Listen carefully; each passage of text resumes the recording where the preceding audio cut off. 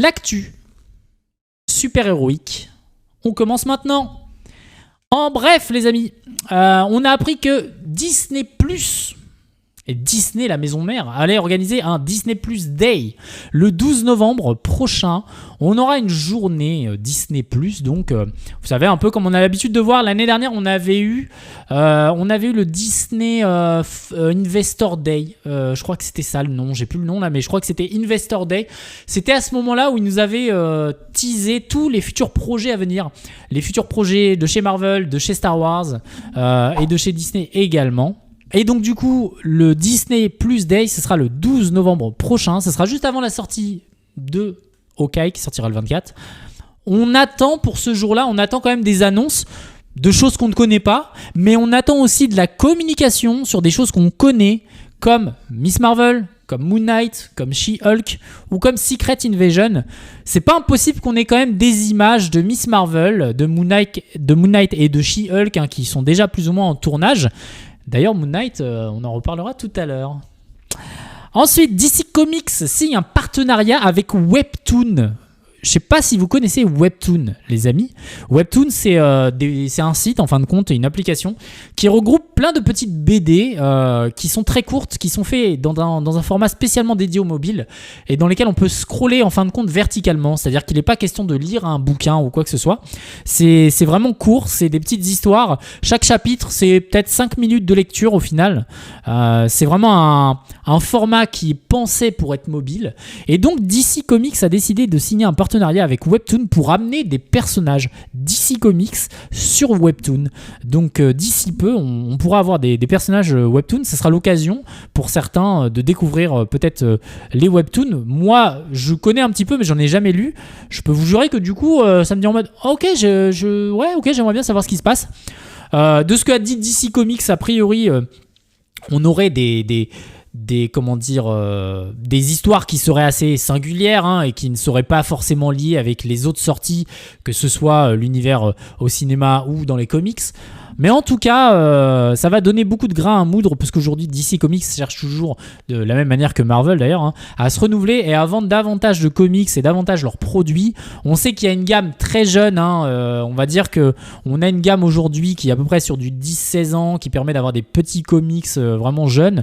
Et puis, on avait peut-être une tranche qui était un peu perdue, qui était la tranche des 16-24, qui sera peut-être un petit peu, du coup, celle des webtoons. Et puis, au-dessus de 25 ans, on a les papas, entre guillemets, avec les comics pour adultes qui font bien plaisir à tout le monde. Et donc, voilà, ça sera l'occasion de faire découvrir l'univers DC Comics à d'autres personnes, du coup, et d'autres jeunes qui sont peut-être plus la tête à autre chose, du coup, qu'à des comics. Du côté de Marvel, je sais pas si vous vous souvenez, mais avec la sortie du jeu Avengers, on ne devait pas avoir un Spider-Man en exclu sur PlayStation. Non, parce qu'on l'a toujours pas vu. Et bah figurez-vous quand même que un des big boss du studio d'ailleurs qui s'occupe de Avengers, donc de Square Enix je crois, a précisé que oui, Spider-Man allait bien arriver, il allait arriver, il était toujours prévu pour 2021 et qu'on aurait des nouvelles plus tard dans l'année.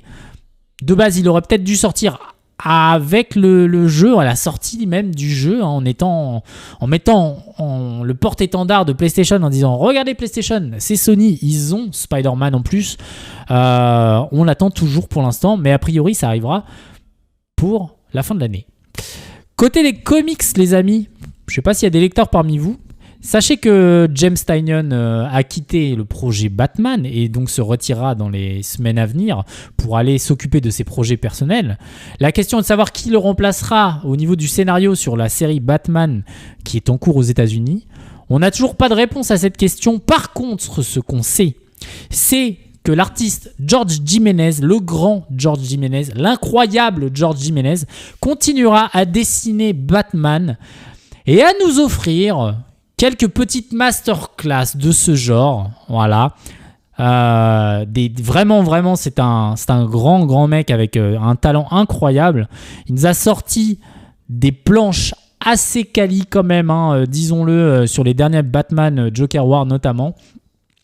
Et en tout cas, il a décidé, il le dit dans son tweet, pour tous ceux qui le demandent, je reste sur Batman après Fear State, qui est l'événement actuel aux États-Unis. Et donc, il reste sur Batman. C'est une très grande nouvelle. Personnellement, c'est un dessinateur que j'apprécie tout particulièrement, qui pour moi marque Batman de son empreinte, comme a pu le marquer d'ailleurs Jim Lee, le grand Jim Lee.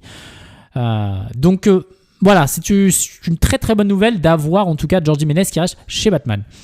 Autre petite brève croustillante, la dernière. On a Venom qui a été repoussé aux USA du coup. Il devait sortir, j'ai plus la date, mais il a été repoussé au 21 octobre du coup. Il y avait la date française d'ailleurs, j'ai plus l'info, mais sachez que non, le 15 octobre c'est ça aux États-Unis, et il aurait dû sortir en septembre et puis il était prévu pour le 21 octobre en France de mémoire. Et en fait, il a été repoussé aux États-Unis. Il est repoussé au 15 octobre, donc on ne sait toujours pas si d'ailleurs il sera repoussé en France également, ou s'il garde la même date de sortie. Mais ce qui est sûr, c'est qu'il a pris un mois dans les dents avec ce report. Et puis, ils nous ont gratifié de 2 nouvelles affiches. On peut retrouver et Venom et Carnage ensemble. Bon, vous en pensez ce que vous voulez. Je trouve qu'elles sont pas mal. Mais bon, on va quand même retrouver quelque chose. C'est quand même pas fou. Enfin, moi, j'ai l'impression de retrouver le Venom 1. J'ai beaucoup de mal avec ce film. Je sais pas du tout quoi en penser. Je pleure mon Venom, quoi. Je pleure mon Venom. Je suis désolé. Bon, voilà. Ça claque quand même, effectivement. Mais bon, je suis quand même légèrement déçu de ce qu'ils peuvent nous offrir. En tout cas, dans le premier film et de ce qu'on verra dans le deuxième, d'après la bande-annonce. Voilà, c'est quand même pas fou. Le problème, c'est tout public. Exactement. Bon, passons du coup aux news. Et là, on va rentrer un peu plus du coup dans le détail. On va pouvoir un peu plus développer l'approche. Et on va d'abord parler de Shang-Chi et de Disney+, du coup. Puisque, vous le savez, le film Shang-Chi et les... And the Legends of the Ten Rings, je crois que c'est ça, et la légende des 10 anneaux, je cherchais le titre en français. Shang-Chi sortira du coup très bientôt, puisque le film est attendu pour le 1er septembre en France, le 3 aux États-Unis. Et en fait, il a été question de savoir si Shang-Chi sortirait sur Disney+, ou non, comme son prédécesseur Black Widow l'avait fait cet été.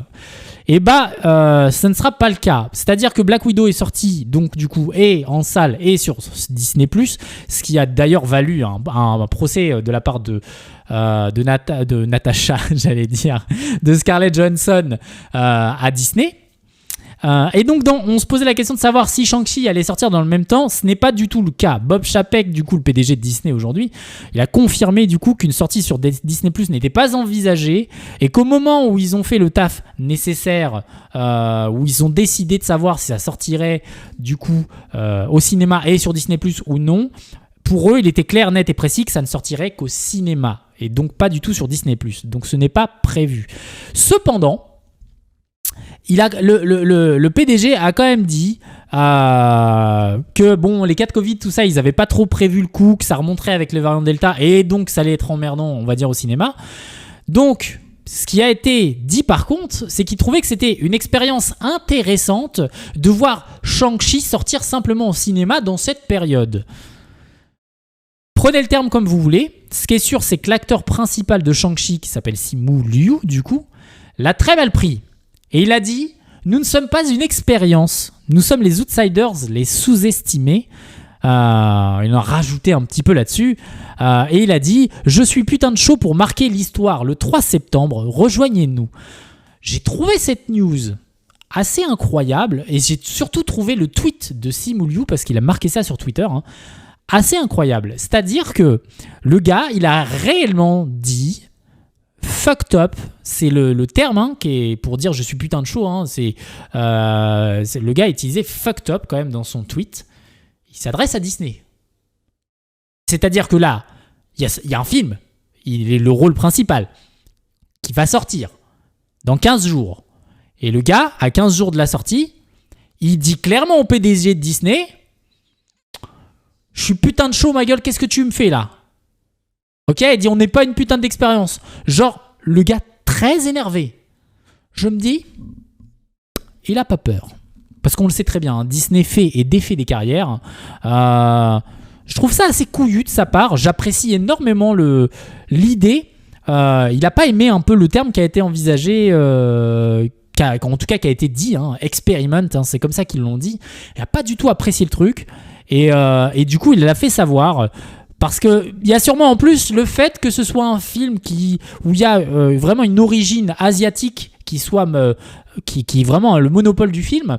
Et bah, je pense qu'il l'a pris comme ça en mode on n'est pas une expérience, les gars. Donc, très mal pris, c'était assez incroyable. Donc, on verra ce qu'il en est. Moi, j'ai très hâte de découvrir le film. J'ai toujours adoré les arts martiaux, tout ça. J'ai regardé Cobra Kai il n'y a pas longtemps. Quelle masterclass, soit dit en passant. Mais j'ai vraiment hâte du coup de découvrir ce film parce que je pense qu'on va découvrir une autre facette de l'univers du coup de Marvel et voilà, on n'a plus qu'à attendre encore 15 jours avant de découvrir ça. Sachez que concernant Eternals qui est censé sortir le 3 novembre aux États-Unis, le 3 novembre en France et le 5 novembre aux États-Unis, on n'a toujours pas d'infos. Voilà, tout ce que Kevin Feige assure, c'est que lui-même et Chloé Zhao, la réalisatrice, voudraient absolument voir le film sortir en salle. Il n'est pas question de l'avoir sur Disney+. Maintenant, reste à savoir comment ça va se passer parce que c'est pas vraiment eux qui vont décider de ça. C'est plutôt tout en haut que ça va se décider, même si Kevin Feige peut donner son avis. On a bien compris avec l'affaire Scarlett Johansson que Kevin Feige pouvait dire à Marvel et Disney attendez les gars, vous faites un peu de la merde, et bah ils le font quand même, et après Scarlett elle se retourne et elle leur envoie un procès dans les dents. Donc voilà, reste à savoir comment ça va se passer. Je suis pas sûr quand même que en ce moment c'est un petit peu chaud chez Disney et Marvel. Je suis quand même pas sûr que Feige sur la sortie sur Disney+, notamment ce qui s'est passé avec Scarlett, je me dis si jamais il passe Eternals, qu'il le sorte sur Disney+, en même temps que les salles de ciné, je suis pas sûr que Kevin Feige apprécie beaucoup cette histoire encore très longtemps. Donc on a encore beaucoup de choses qui peuvent se passer du côté de chez Disney Marvel. Ces prochaines semaines, il va vraiment falloir jeter un coup d'œil là-dessus. Bon, on passe à la suite les amis. Tout à l'heure, on a parlé de la suite de Disney+. On a parlé du Disney Plus Day. Je vous ai parlé de ce qui pouvait être annoncé, des images qu'on pourrait voir. Et bah sachez que du côté de Moon Knight, on a eu une petite image qui a été deux images très exactement. On n'en gardera qu'une pour l'exemple parce que l'autre était pas très lisible. Alors, on ne sait pas si c'est vraiment un leak, un véritable leak. Il paraîtrait, sur cette image, on lit Property of Marvel dessus. On ne sait pas vraiment si c'est un leak ou un fake, mais on aurait le costume de Moon Knight. Tenez-vous bien, il ne ressemble pas vraiment à un costume comme on pourrait le voir dans les comics. Donc là, on est vraiment sur un costume aux airs de bandelette un peu momifié quelque part. D'ailleurs, le costume n'est pas d'un blanc étincelant, c'est un peu ce qui me gêne, mais comme on a l'impression que c'est une image qui a été volée, on ne sait pas trop les teintes de couleurs, l'exposition, voilà, ce qui a pu vraiment être mis en place. On ne sait pas si c'est des images qui sont en train d'être travaillées ou pas. Mais en tout cas, on a un costume qui en jette quand même assez. Oh shit, il est magnifique, ouais. Je trouve qu'il est très stylé. Il est pas du tout comme dans les comics, parce que dans les comics, on a plutôt un aspect plutôt lisse en fait, plutôt très propre, puisque voilà, le costume de Moon Knight est un blanc étincelant vraiment. Hein. Il est blanc. Il est même dans les comics, il n'est pas dessiné, hein, littéralement. Enfin, il n'est pas dessiné, il n'est pas colorié, j'ai envie de dire, puisqu'il est blanc. Il est vraiment blanc. C'est assez incroyable. Et pour ceux qui ne connaisseraient pas le personnage de Moon Knight, c'est un personnage qui s'appelle Mark Spector qui a un problème de trouble de dissociation de l'identité. Et dans une de ses affaires, c'était un mercenaire, dans une de ses affaires en Égypte, il est laissé pour mort littéralement. Et il fait une sorte de voyage spirituel où il rencontre le dieu égyptien Khonshu. Je vous la fais rapidement, hein, mais il rencontre le dieu égyptien Khonshu et donc il il est une sorte, après ça, de réincarnation du dieu Khonshu. Et il va du coup faire ses actes de vengeance, entre guillemets, dans la nuit, tel un Batman, à la différence qu'il est tout blanc. Voilà, son costume est tout blanc. Savoir que de base, il est riche, etc. Et il opère que la nuit dans un costume, on laisse rien transparaître du personnage. Beaucoup de comparaisons avec Batman et DC. Du coup, on dit souvent que Moon Knight est un peu le Batman de chez Marvel. Moi qui adore le personnage, je peux vous dire que c'est vrai. Bizarrement, hein, j'adore Batman et j'adore Moon Knight. Allez comprendre pourquoi. Mon personnage préféré du côté de chez Marvel, en tout cas Moon Knight. En tout cas, voilà, on a un super exemple, on a une image et on a un truc très intéressant quand même dans le visuel, mais qui respecte absolument pas les codes de ce qu'on a pu voir par avant. Donc, je suis curieux de voir ça, j'ai vraiment hâte et j'espère qu'on aura ça du coup, comme je vous ai dit, le 12 novembre du coup pour le Disney Plus Day, hein, ça serait pas trop mal, c'est pas si loin finalement. Peut-être même qu'on aura une bande-annonce avant, sait-on jamais, mais je ne pense pas. Mais en tout cas voilà, on a un super truc. Moi ce qui me dérange un petit peu dans l'image, je vous la remets juste une seconde le temps d'en parler, mais ce qui me dérange un petit peu sur l'image, c'est qu'on a plus l'impression que le costume de base était blanc, mais en fait il est sale, il est gris en fait, il est devenu gris, vous voyez, il est abîmé, etc. Et c'est un peu le truc qui me dérange. J'ai vraiment envie de voir un Moon Knight qui soit, voilà, son costume est blanc, ça ressort, ça flash presque les yeux. Je sais que c'est difficile à mettre en image peut-être, mais j'ai envie en tout cas de voir quelque chose, voilà. Ce qui est sûr, c'est que voilà, j'ai énormément hâte de découvrir Moon Knight. N'oubliez pas aussi que l'acteur principal, c'est Oscar Isaac, mec que j'aime beaucoup. Je pense qu'il va nous faire une dinguerie. Oscar Isaac dans le rôle d'un mec qui a des troubles de l'identité et qui est réincarné, qui est une réincarnation d'un dieu égyptien, qui latte la gueule de tout le monde. Si ça vend pas du rêve, je sais pas ce qui marche, hein, franchement. Faut vraiment que je lise le comics. Je te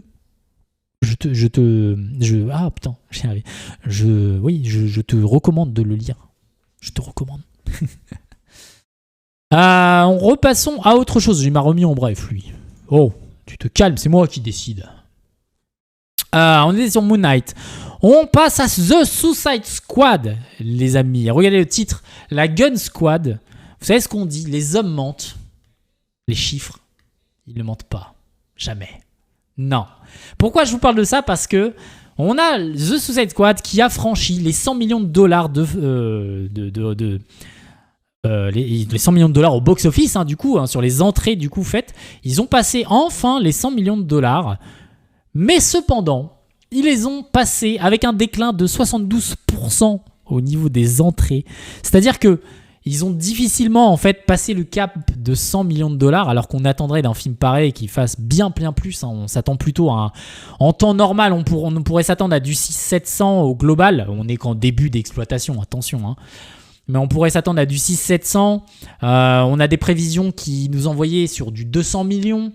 Là, on vient à peine de franchir la barre des 100 millions. Et surtout, ce qui est inquiétant, c'est voilà, les entrées sont en déclin de 72%. C'est quand même pas rien. J'ai quand même très peur du résultat final, bien que je n'ai pas trop apprécié le film, hein, dans le cas où vous avez d'ailleurs manqué l'émission Super, elle est disponible en replay sur YouTube, hein, donc n'hésitez pas à la regarder. Et bon, tout ça pour rappeler que c'est quand même compliqué pour l'industrie en ce moment. Je rappelle qu'il y a des soucis avec le Covid-19 et le variant Delta qui sévit un petit peu aux États-Unis et à travers le monde, qui empêche peut-être les gens d'aller relativement souvent au cinéma. Donc, il y a ces problématiques-là. Il y a aussi la sortie HBO Max. C'est sorti également sur HBO Max. Donc, peut-être également que ça a mis un petit peu du plomb dans l'aile. On verra un petit peu, d'ailleurs, on aura l'occasion de comparer un petit peu peut-être l'impact de HBO Max et de la sortie au cinéma simultanée, puisqu'on a Free Guy qui vient de sortir avec Ryan Reynolds. Et Free Guy, il vient de sortir et pour ses premiers jours d'exploitation, il a fait exactement le même chiffre que The Suicide Squad. La différence, c'est que Free Guy est exclusif au cinéma pendant au moins 45 jours. C'est-à-dire qu'on n'aura pas de film disponible sur une plateforme. Enfin, ce film ne sera pas disponible sur une plateforme avant au moins 45 jours. C'est-à-dire qu'il va avoir 45 jours d'exploitation cinéma quand The Suicide Squad est sorti avec une sortie HBO Max dans le même temps, ce qui peut franchement en rajouter sur les chiffres. Mais bon, vous connaissez un peu mon avis. Si vous ne connaissez pas, vous allez pouvoir le revoir. Mais mon avis sur le film, c'est que c'est pas très très bon. Et voilà, on voit que les entrées du cinéma, ça ne marche pas masse. Je suis pas sûr qu'on peut vraiment tenir compte des chiffres HBO Max. On finira par avoir une info, peut-être d'ici 15 jours. Mais pour l'instant, c'est franchement un raté. C'est franchement un raté pour The Suicide Squad et James Gunn chez DC Comics du coup. Et la dernière info pour aujourd'hui, ça sera la dernière, on s'arrêtera là-dessus. Mais pas des moindres, Star Wars Vision animée. Pourquoi ? Parce que on a eu la première bande-annonce de Star Wars Vision. Qu'est-ce que c'est que Star Wars Vision ? C'est une anthologie, une série d'épisodes de façon anthologique, c'est-à-dire qu'ils sont complètement indépendants les uns des autres. Ils ne fonctionnent pas ils sont dans l'univers Star Wars, mais sans être raccordés à toutes les autres histoires. C'est clairement une anthologie. Il y aura du coup 9 histoires originales du coup pour Star Wars Vision qui sortiront de 7 studios d'animation japonais. Oui, vous avez bien compris. Des studios d'animation japonais. C'est-à-dire, vous allez le voir dans la bande-annonce, mais on a une approche de Star Wars comme on ne l'a jamais vu par des studios d'animation japonais. C'est assez saisissant. Et du coup, ça sera doublé en anglais et en japonais, donc on ne sait pas s'il y aura du français. A priori, ça sera déjà sous-titré. Par contre, on ne sait pas si on doit compter sur la langue française. Donc voilà, je ne sais pas ce que vous en pensez. Moi, j'ai vraiment hâte de découvrir ça. C'est véritablement incroyable l'approche, on va dire, de l'animation japonaise à travers ça. C'est assez fou. On a quand même jamais vu Star Wars de cette manière.